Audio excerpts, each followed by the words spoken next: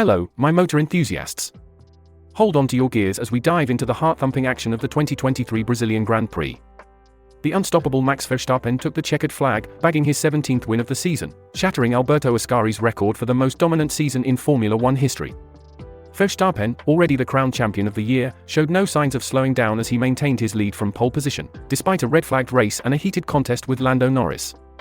Meanwhile, in a captivating photo finish, Fernando Alonso snatched the third spot on the podium, just half a tenth of a second ahead of Sergio Perez. So buckle up, racers.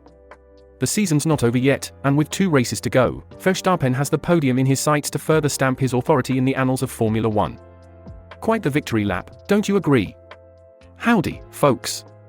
If you haven't realized it by now, this is your host, Enzo, on the microphone. And here's your co-driver, William.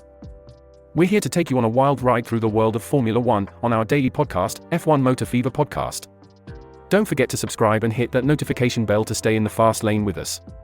So, buckle up everyone, as we're going full throttle.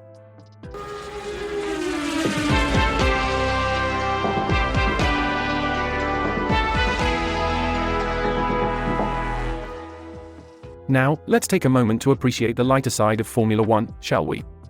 The cockpit karaoke hits over the radio waves. Oh, we've had some classics, haven't we? Jenson Button's memorable rendition of Queen's "We Are the Champions," or Carlos Sainz Jr.'s iconic cover of Sade's "Smooth Operator." And let's not forget about Lando Norris's famous Friday radio check. But the Brazilian Grand Prix gave us a new tune to add to the playlist, Tom Jones' Green Grass of Home, covered by none other than our champion, Max Verstappen. It appears when you're the most dominant world champion Formula One has seen, you can indeed sing whatever you fancy. But let's get back to the action on the track. Disaster struck Leclerc before the race began, giving Verstappen and Red Bull an advantage straight away. But the Red Bull team were no strangers to victory, having already clinched the 2023 championship title a good 3 Grands Prix before even setting foot in Brazil.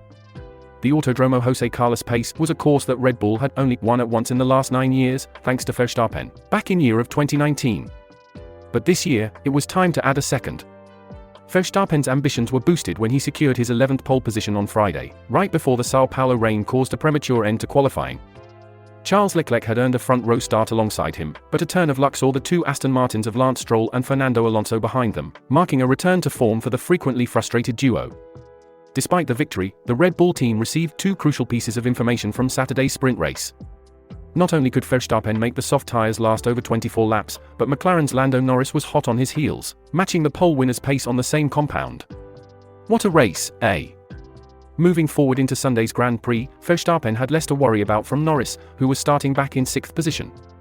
As the field took off on the formation lap, all but one sported soft tyres, with the outlier being Logan Sargent, placed 19th and opting for mediums. A curious game of tyre strategy, don't you think? Leclerc and Stroll both fitted their fresh set of softs for the grid, putting Verstappen at a slight disadvantage for the sprint to the Senna S's.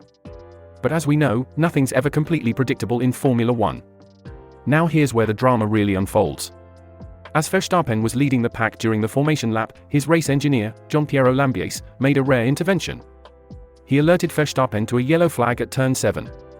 Verstappen quickly spotted the cause, a Ferrari in the wall. Leclerc had been robbed of control of his car due to an electronic fault, taking him out of the race before it had even started. You can't make this stuff up, can you? With Leclerc out, Verstappen effectively had a 16-meter head start over his nearest rival on the grid, Stroll. When the lights went out, the Red Bull pulled away, leaving a clear gap between him and the rest of the pack. But the excitement wasn't over just yet. Hamilton made a daring move around the outside of the second-row Aston Martins, while Norris' start was even better, allowing him to charge up the inside next to Alonso. What an electrifying start to the race. Now, let's discuss the chaos that ensued behind the leaders. Kevin Magnussen, Nico Hülkenberg, and Alexander Albon found themselves in a tight squeeze. As they approached the braking zone, Magnussen seemingly drifted right, unaware of the imminent clash. A chain reaction was set off, with Albon and Magnussen skidding into the tyre wall. Hülkenberg was left fuming, exclaiming, "Oh blimey! I got sandwiched again." When the dust finally settled, the safety car was deployed and Verstappen led from Norris, who had climbed an impressive 4 places to second, with Hamilton in third ahead of the 2 Aston Martins of Alonso and Stroll. But hold on a moment, did Hülkenberg really exclaim, "Oh blimey! I got sandwiched again," after the crash? This seems a bit off. Let me quickly give our reporter Victoria a buzz to verify this. Hello Victoria, hope you're well. I'm in discussion about the race and I've stumbled upon a detail that I'm uncertain of. Did Nico Hülkenberg really shout, "Oh blimey. I got sandwiched again," after the crash? I see. Alright then. Thanks for clearing that up, Victoria. Talk to you soon. Hanging up now. Well, turns out Hülkenberg did indeed exclaim, "Oh blimey. I got sandwiched again." Trust Victoria to have all the accurate details. I was doubtful for a moment there. As the race resumed, Norris was the only frontrunner with a completely fresh set of soft tyres. However, Verstappen, ever the ace, had another flawless start. Despite not having as good a start as Hamilton, Norris, with the advantage of the inside line, held on to second place. Alonso, on the other hand, demonstrated some superb racing, sneaking up on Hamilton to take third place. Hold on, could you elaborate on the advantage of the inside line? Of course. In racing, having the inside line means that you're closer to the apex of the corner, which is the innermost point. This position allows a driver to take the shortest route around the corner, giving them an advantage over their competitors. It also allows for better defensive driving as it's harder for opponents to overtake on the outside. Moving on, despite Verstappen's best efforts, he couldn't build up the second he needed to keep out of Doctor's range of Norris. Once Doctor's was activated on lap 6, Norris pushed hard to get as close as possible to the leader. By the start of lap 7, Norris was just 0.3 of a second behind. And what's the Doctor's you mentioned? Doctor's stands for Drag Reduction System. It's a feature in Formula 1 that allows drivers to adjust the angle of their rear wing to reduce aerodynamic drag, thus increasing straight-line speed. This can only be used in specific zones on the track when a driver is within 1 second of the car in front, making it a key tool for overtaking. Back to the race, there was a thrilling moment when Verstappen and Norris went side by side into the corner, with Verstappen just about managing to keep Norris at bay. Norris later explained that he believed this was his best opportunity to overtake. He used all of his battery and had his Doctors open, causing him to start catching Verstappen very quickly. But it seems, on this occasion, Verstappen was able to hold him off. Just another example of the nail-biting excitement we've come to expect from Formula 1, wouldn't you agree? As the race continued, Verstappen showed his mastery by building a safe distance from Norris. Meanwhile, Hamilton struggled to keep up with Alonso. He was even overtaken by Perez, first losing 5th place and then 4th. Hamilton's pace on the mediums was little better than in the first stint, and he couldn't prevent Perez from overtaking him. Meanwhile, the three leaders, Verstappen, Norris, and Alonso, stayed out on track longer before making their pit stops. Excuse me, but why do they need to make pit stops? Can't they just keep going? Are you taking the mickey out of me? I mean, you do know that the cars aren't magical machines that can run endlessly without refueling or changing tires, right? I do know that. But we might have listeners who are new to Formula 1, and they might find this information useful. Well, I suppose we don't want to risk boring our listeners and having them switch channels now, do we?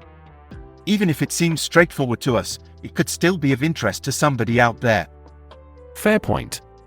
So, for those not in the know, pit stops are a strategic part of the race where teams change tires and make necessary adjustments to the car. Refueling used to be part of the pit stop, but it's been banned since 2010 for safety reasons. The timing and execution of these pit stops can make a difference between winning and losing the race. Moving on with the race, Mercedes made a strategic decision to pit Hamilton onto medium tires at the end of lap 18, and Russell a lap later. Despite the fresh tires, Hamilton was still struggling with his pace. This led to Russell expressing his frustration over the team radio, saying he was burning the tires, while being stuck behind Hamilton. As the race progressed, the Mercedes pair continued to show a lack of pace, with Russell even being overtaken by Pierre Gasly's Alpine. Mercedes made a strategic decision to bring Russell in on lap 45 to switch back to soft tires, doing the same for Hamilton a lap later. But why would they switch back to soft tires after using the medium ones? Well, it's all about strategy and adapting to the race conditions, you see.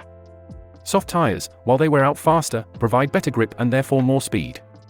If the team noticed that the medium tires weren't working as expected, they might have decided to switch back to soft tires to try and improve performance. Meanwhile, at the front, Verstappen's lead over Norris remained steady. However, Alonso in third place couldn't keep up with the leading duo and was gradually drifting towards Perez behind him. So, how do the drivers know their positions and who is behind them during the race? The drivers have radio communication with their team throughout the race, providing them with crucial information about their position, the gap to the car in front and behind, tire conditions, and more. They also have a series of mirrors on the car to see who's behind them, although, bear in mind the view is quite limited. Moving forward, Verstappen achieved a remarkable feat when he completed his 900th racing lap in the lead of a Grand Prix in 2023, marking a dominant third World Championship winning season. Norris did take the lead for a brief moment when Verstappen pitted, but he had to pit as well, handing the lead back to Verstappen. Wait, how do they decide when to pit? Pit stops are an integral part of race strategy. Teams monitor tire wear, fuel levels, and race conditions to decide when to call their drivers in. In this case, it seems Norris was trying a different strategy by staying out longer, but had to eventually pit, handing the lead back to Verstappen. As Norris returned to the track, the battle for the final podium position heated up between Alonso and Perez. Despite Perez being within doctor's range of Alonso for several laps, Alonso maintained his pace, preventing Perez from overtaking him. As the battle for third raged on, Perez seemed to struggle with closing the gap on Alonso.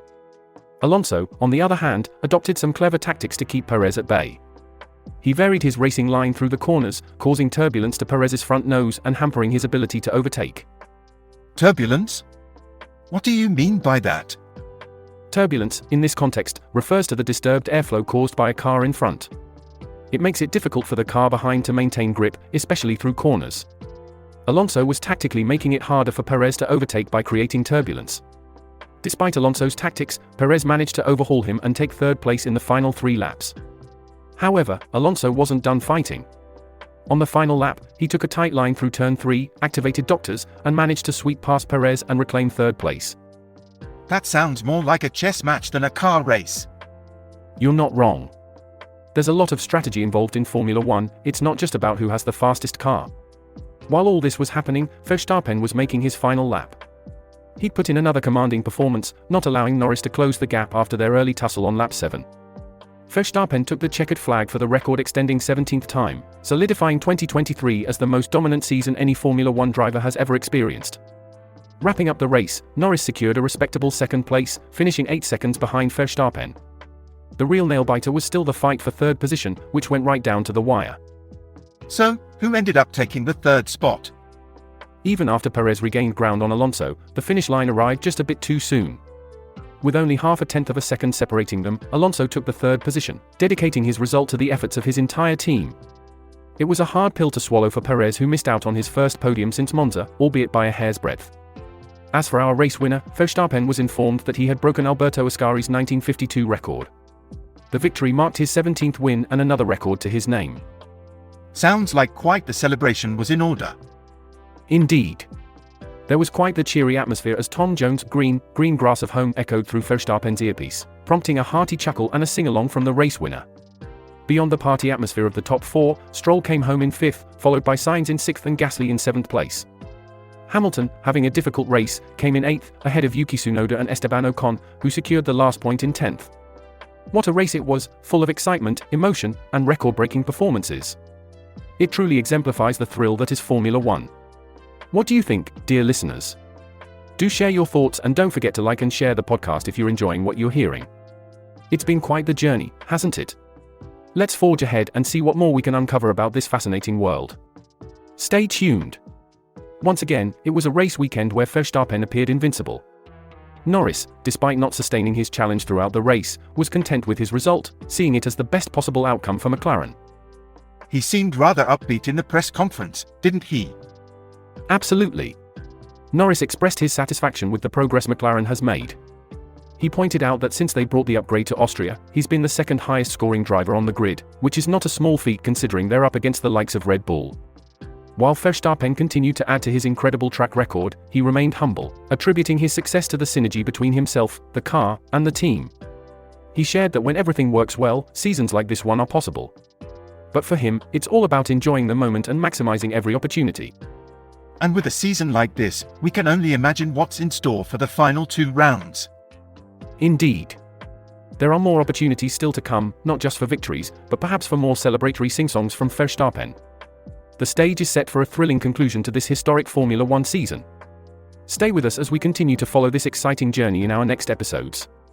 William, fancy taking a peek at what the internet's saying about the world of Formula 1? Certainly, Enzo. Let's see, here's an interesting post from user Invicta. She says, quote, Hamilton, Red Bull, so far away, they'll remain ahead for the next couple of years, unquote. Well, that's quite a claim. Indeed. And there's a fair bit of chatter in response to that. Here's a comment from user PM Me Yorick. He says, quote, Red Bull probably been developing the 2024 car since a couple races into 2023 with how far ahead of the grid they were R2, unquote. That might explain their performance this season. Absolutely. And then we have a user named Inzivo suggesting that Red Bull might be sandbagging, running their engine at 95% every weekend. User Salty111 adds, quote, Goddamn engine freeze. Let Ferrari cook an engine, unquote. Ha. Seems like Salty111 is a bit salty about the situation. Indeed, Enzo. The responses to that comment are rather amusing. Users are joking about Ferrari cooking everything from their race strategy and tires to their drivers' emotions. User Aramis444 even quips that they are, quote, cooking a whole damn 5-course menu, unquote. Well, there's always room for a bit of humor, isn't there? Anything else that caught your attention, William? Yes, there's a bit of debate regarding Perez's performance. User TLGB.E suggests that Perez wasn't messing up the last corner but rather it was Alonso who was taking a bizarre line through there. User Hansman disagrees, saying that a good driver adjusts and Perez did not adjust for like 10 laps. Interesting comments, indeed. It just goes to show how invested and knowledgeable the fans are. They really read into every move on the track, don't they? Absolutely, Enzo. It's clear that the world of Formula One is never short of engaging discussions and varying viewpoints. Well, that brings us to the end of this episode of F1 Motor Fever podcast. It's been delightful dissecting the latest Formula One race with you all. Remember to subscribe and hit that notification bell to stay updated on our episodes. Your support means a lot to us. Do share our podcast with your fellow Formula One enthusiasts on social media and in person, perhaps over a cuppa or a pint. If you've enjoyed our banter and analysis, do leave a comment. Your feedback helps us to continue delivering top-notch content. Absolutely, and remember, we're here daily, bringing you the latest from the fast-paced world of Formula One. And trust me, you won't want to miss what's coming up. Once again, thank you for your time and support. We're eager to have you back with us for the next episode. And remember, pedal to the metal, keep your gaze on the road, our channel's content is pure gold.